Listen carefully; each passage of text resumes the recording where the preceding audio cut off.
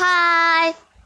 Today we are going to learn the second unit in social science from trade to power.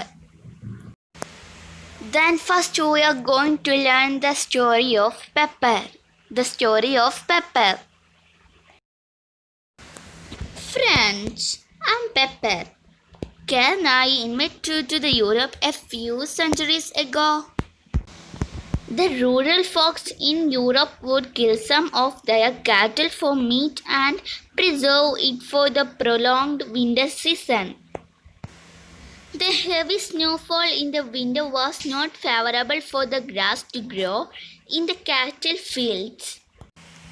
Both the people and cattle faced shortage of food during the season.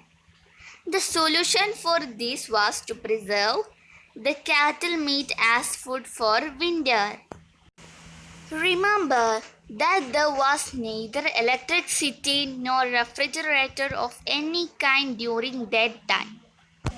So, they found me effective in preserving the meat and making it tastier.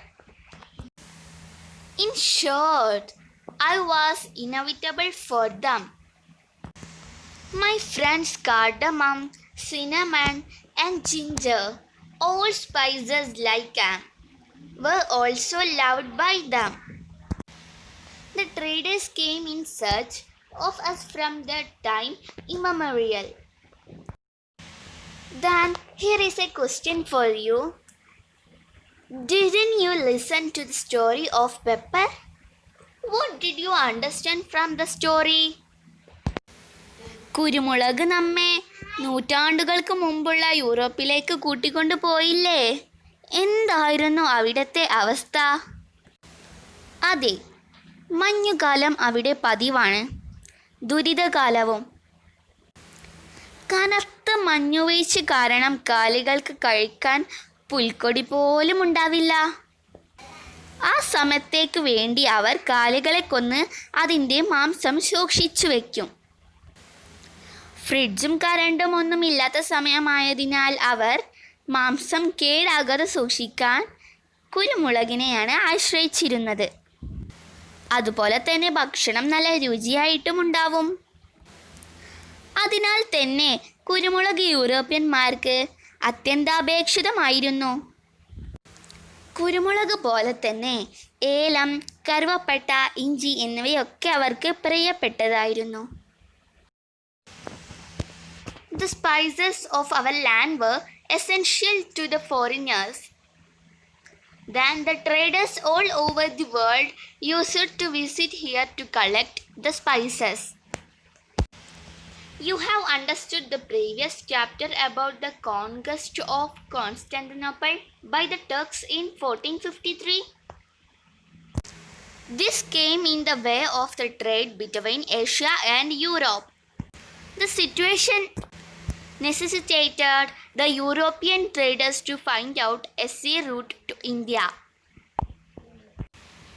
With the discovery of sea route to India, the Portuguese, the Dutch, the English, and the French reached India for the purpose of trade.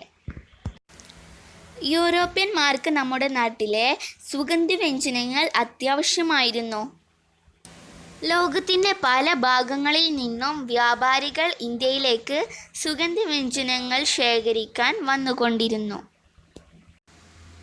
കഴിഞ്ഞ പാഠഭാഗത്തിൽ നാം 1453 തുർക്കികൾ Constantinople പിടിച്ചടക്കിയ കാര്യം പഠിച്ചല്ലോ.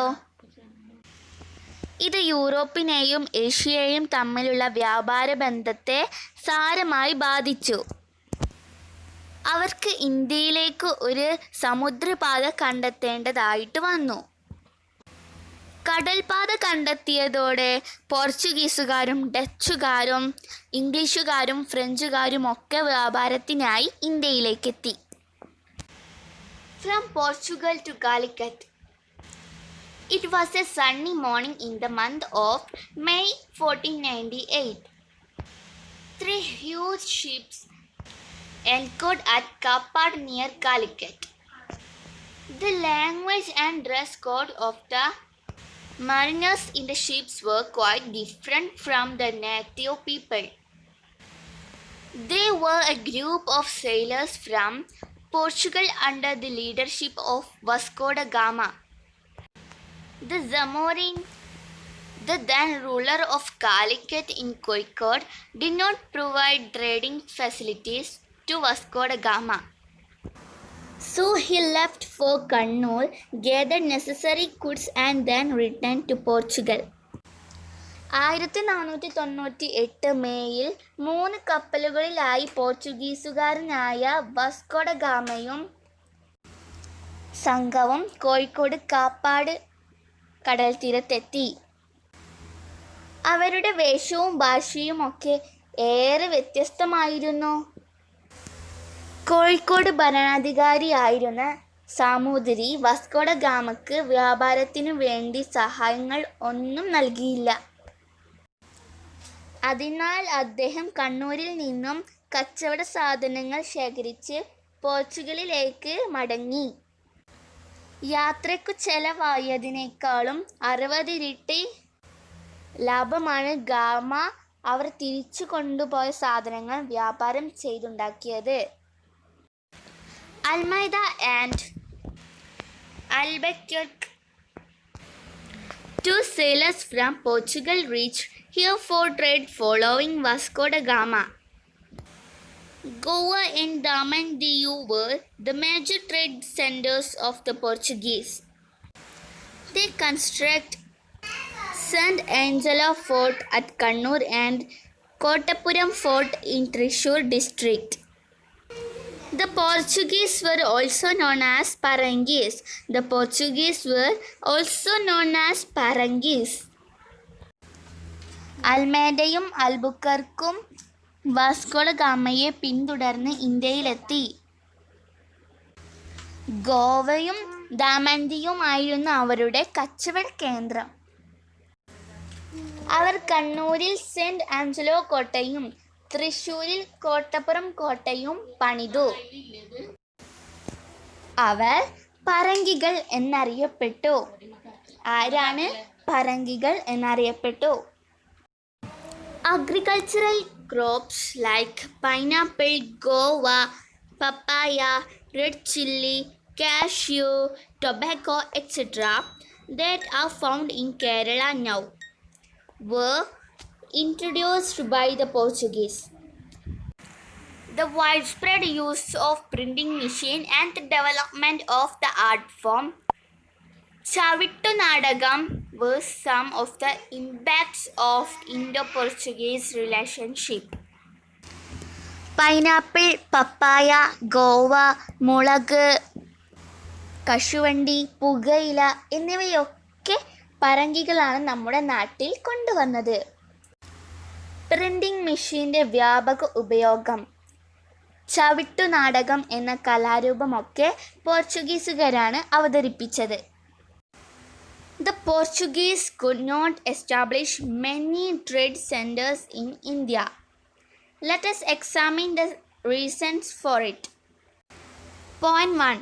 They did not have enough economic and military resources to compete with other European powers.